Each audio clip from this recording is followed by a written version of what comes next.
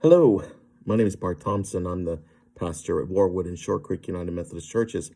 And I'd like to take a moment at this midweek time of prayer and contemplation uh, to think about uh, a Methodist concept that I think is appropriate for us to ponder a little bit right now.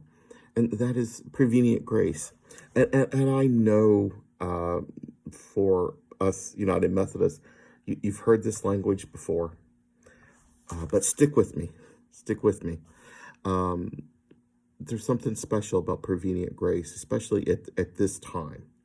Now, prevenient grace, just as a refresher, a reminder, is the grace of God that is innate in all of us. It is the grace that comes before.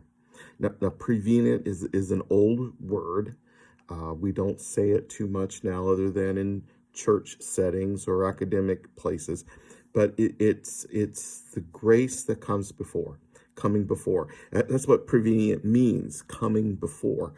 And coming before it is something that we need to ratchet on to. We need to hold on to. We need to understand that there is grace around us right now.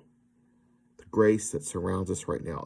A grace that is in surrounding us with God's love right now, even in the midst of being quarantined, even in the midst of social distance, even in the midst of everything that's happening because of the pandemic, because of the COVID-19 virus.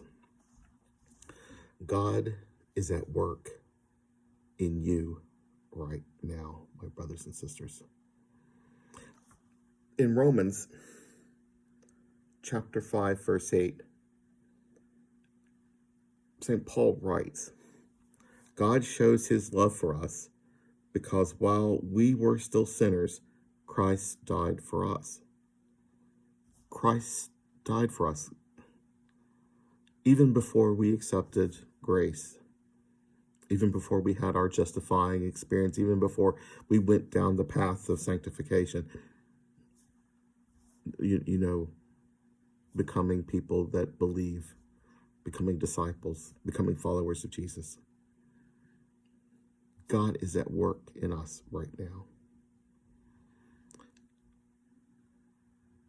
I stumbled upon a piece of poetry by Francis Thompson. No relation. Francis Thompson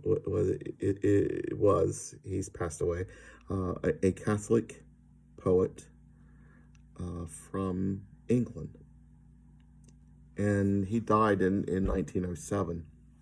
But he wrote a magnificent poem about prevenient grace. Now, he didn't call it that. He used poetry, the Hound of Heaven. And I think that gets at it a little bit better than some of our dry words. The Hound of Heaven. The Hound of Heaven is chasing you. God's grace is coming after you even before you realize it. I'm going to read a few lines. I fled him down the night and down the days. I fled him down the arches of the years. I fled him down the labyrinth ways of my own mind, and in the midst of tears, I hid from him, and under running laughter, up visted hopes I sped, and shot precipitated, adown titanic glooms of chasm fears, from those strong feet that followed after, but with an unhurrying chase, with unperturbed pace, deliberate speed, majestic instancy, they beat, and a voice beat, and more instant than feet. The Hound of Heaven, prevenient grace, the grace that comes before, is chasing us.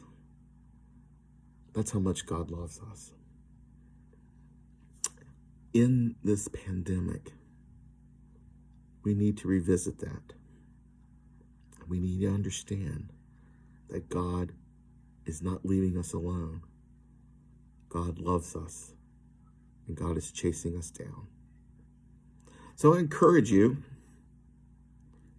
to find this poem, The Hound of Heaven.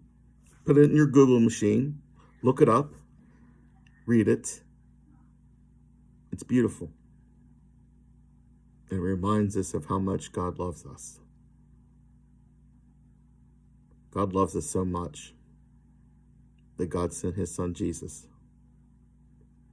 And God loves us so much that God doesn't leave us alone. God is chasing us right now because God loves us. So, brothers and sisters, as we sit in isolation, as we live in basements, as we do things from a distance,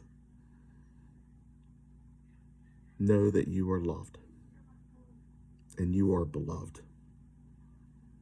And you are precious, beautiful, beloved children of God. And that you are being hounded by God's love. And the hound of heaven is chasing you. And when the hound catches you, you are going to be hugged and loved because God loves you that much. Brothers and sisters, I'm going to leave you now. I'll check in with you later. But remember, the grace surrounds you. The grace is there with you. And the grace is what saves you. Amen.